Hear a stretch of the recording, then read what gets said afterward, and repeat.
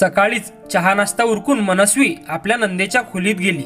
ती नुकतीच आत पाऊल टाकणार इतक्यात तिची सासू सविताताई रागाने उभी राहिली आणि जोरात तिच्या कानशिलात मारत म्हणाली, वांझोटी कुठली, तुला माहित आहे ना माझी मुलगी नीता गरोदर आहे, तरी सुद्धा तिच्या समोर का आलीस?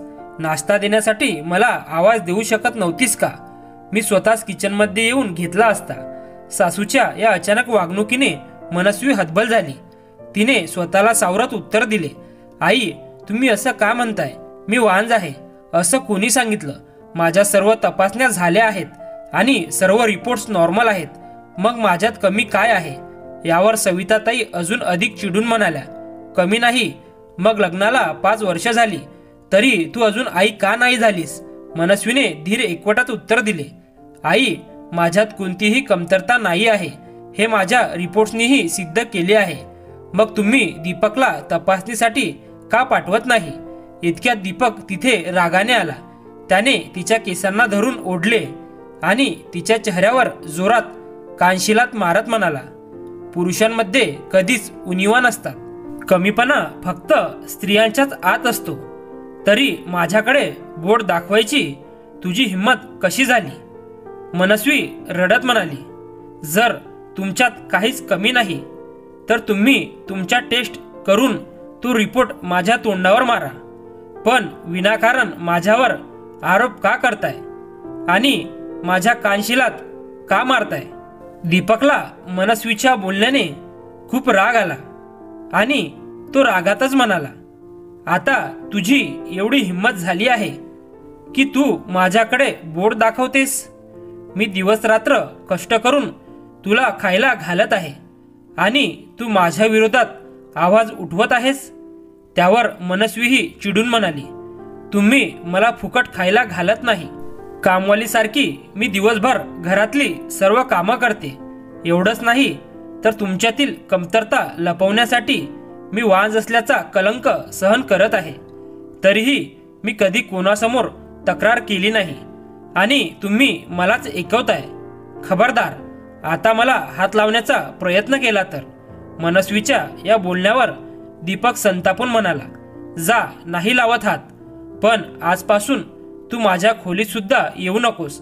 आता मी दुसरं लग्न करीन आणि एक चांगली बायको घेऊन येईन, मग बघ लोक कसे माझं पुरुषत्व मान्य करतात। त्यांचं हे बोलणं ऐकून सविताताई आनंदाने म्हणाल्या, वाह बाळा, खूपच चांगला निर्णय घेतलास, तुझ्यासाठी मुलींची लाईन लागलेली आहे।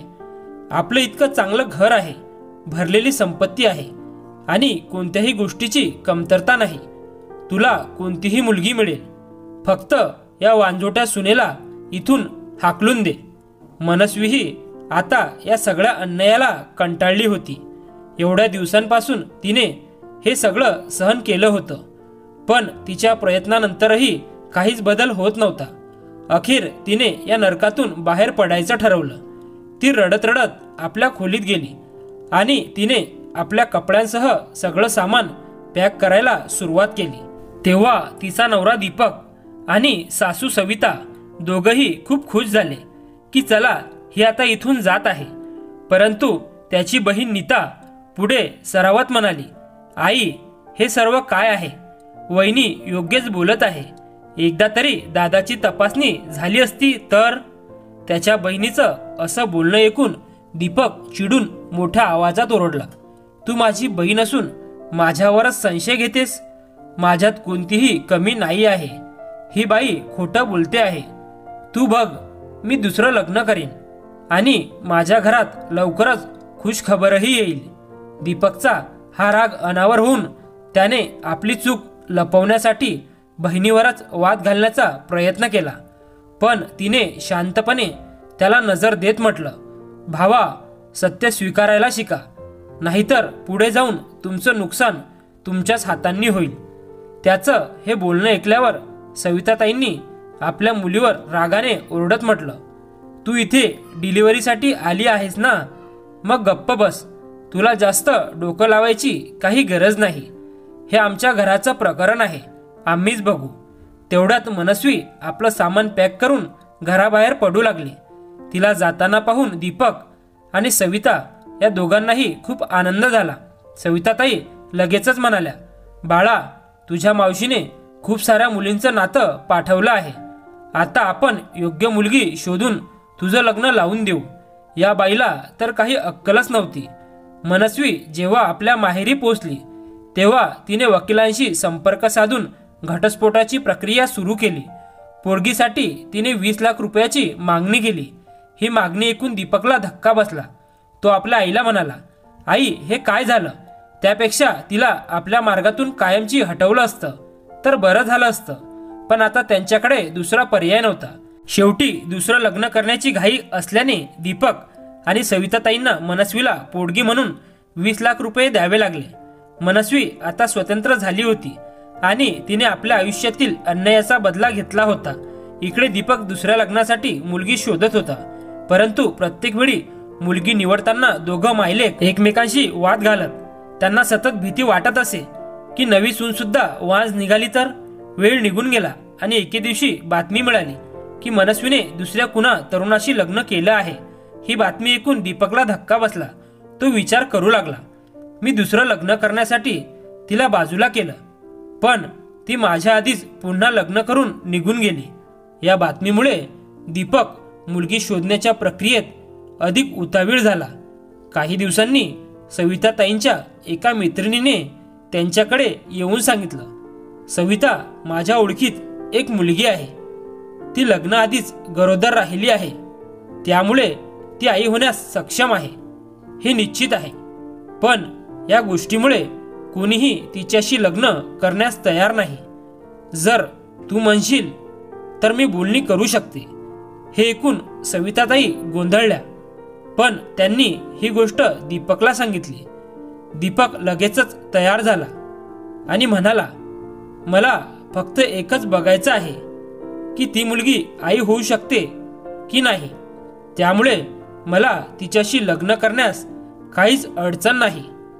आजकाल प्रत्येक मुलामुलीचा काही ना काही भूतकाळ असतोच. त्यामुळे मागच्या गोष्टी पकडून बसणं योग्य नाही. नाहीतर भविष्य कसं पुढे जाईल. म्हणूनच मी हे लग्न करण्यासाठी तयार आहे. मग काय, बोलणी झाली आणि नातं पक्क झालं. काही दिवसातच एका मंदिरात दोघांचं लग्न ठरलं. पंडितजी मंत्र पठण करत होते. हवन चालू होतं आणि त्याचा सुगंध वातावरणात दरवळत होता. दीपक खूप खुश होता, कारण त्याची होणारी दुसरी पत्नी माधुरी दिसायला खूप सुंदर होती. माधुरी ही आनंदी होती, कारण कितीतरी दिवसांपासून तिला लग्नासाठी योग्य मुलगा सापडत नव्हता. तिचा पूर्वीचा प्रियकर तिला धोका देऊन पळून गेला होता. आता 7 फेऱ्या घ्यायची वेळ आली. तेव्हा सविताची नजर समोर गेली आणि ती थबकली. समोर तिची पहिली सून मनस्वी उभी होती. मनस्वीच्या पोटाकडे पाहताच सविताच्या पायाखालची जमीन सरकली, कारण तिच्या पोटाकडे पाहून स्पष्ट होतं की ती प्रेग्नेंट होती. गोंधळलेल्या अवस्थेत सविताताई लगेचच मनस्वीला म्हणाल्या, आता तू इथे काय करायला आली आहेस? मनस्वी रागाने म्हणाली, मी इथे काही देण्यासाठी नाही तर सांगण्यासाठी आले आहे. हे बघा, मी वांज नव्हते, कारण मी प्रेग्नेंट आहे. त्यामुळे आता स्पष्टपणे सांगू शकते की कमी माझ्यात नव्हती तर तुमच्या मुलात होती. मी तर दीपकच्या कमतरता माहीत असतानाही त्याच्याबरोबर संसार करत होते, पण तुम्ही लोकांनी मला कलंकित करून घराबाहेर काढलं. चांगलंच झालं, कारण त्याच नरकातून बाहेर पडण्यासाठी तुम्हीच मला संधी दिली. नाहीतर आज मी माझ्या आयुष्यात इतकी आनंदी नसते. मनस्वी पुढे माधुरीकडे पाहत म्हणाली, मी इथे तुझ्या आनंदावर पाणी फेरण्यासाठी आलेली नाही, पण लग्नाआधी तुलाही सत्य माहीत असणं गरजेचं आहे की ज्याच्याबरोबर तू लग्न करत आहेस तो खरंच कसा आहे. यावर सविता आणि तिचा मुलगा दीपक कोणाच्याही नजरेला नजर मिळवू शकत नव्हते. तेव्हा माधुरीच्या आईने संतापाने उठून म्हटलं, माझ्या मुलीचं लग्न मला अशा माणसाशी करायचंच नाही. माधुरीचे बाबा म्हणाले, हो, माझ्या मुलीकडून एक चूक झाली आहे, ती फसली आहे, पण याचा अर्थ असा नाही की मी तिला अशा खोट्या आणि स्वार्थी लोकांच्या घरी पाठवेन. माझ्या मुलीसाठी उद्या नक्कीच चांगलं नातं मिळेल, पण या कुटुंबाशी आम्ही नाते जोडू शकत नाही. आधीच एक माणूस तिला धोका देऊन पळून गेला, पण आता आम्ही तिच्या पाठीशी आहोत. त्यामुळे आम्ही कधीही अशा धोकेबाज कुटुंबात तिला पाठवणार नाही. नववधूसारखी सजलेली माधुरी उठली, तिच्या आईवडिलांना मिठी मारली आणि जोरात रडत म्हणाली, आई बाबा मला माफ करा, माझ्यामुळे तुम्हाला हा दिवस पाहावा लागत आहे. त्या दिवशी माझ्या बॉयफ्रेंडने मला कोल्ड्रिंक्समधून काहीतरी पाजून माझ्यासोबत चुकीचं केलं, नाहीतर मी हे सगळं कधीच केलं नसतं. त्या अपघाताच्या खुणा मी माझ्या आयुष्यातून कायमच्या दूर केल्या आहेत. आता मी स्वावलंबी होऊन आणि घाईघाईने लग्न करण्याचा विचारही करणार नाही, कारण जे काही घडलं त्यात माझी चूक नव्हती. पण माझ्याकडून काही चूक झाली असेल तरी त्याची शिक्षा मी स्वतःला देणार नाही. त्यामुळे मी तडजोड करून लग्न करणार नाही.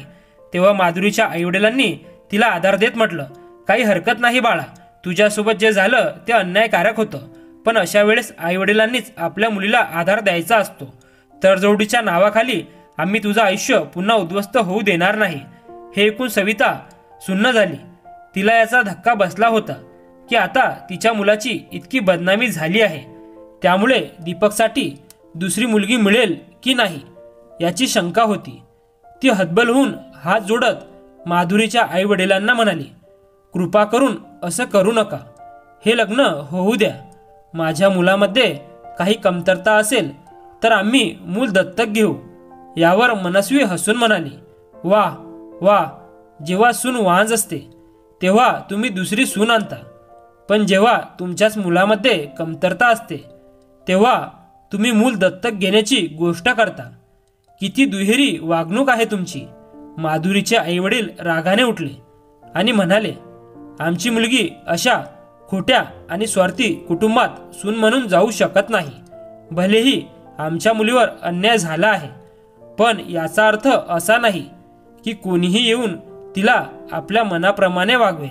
ते हे बोलून माधुरीला तिथून घेऊन निघून गेले. त्यानंतर नातेवाईकही एक एक करत तिथून निघाले.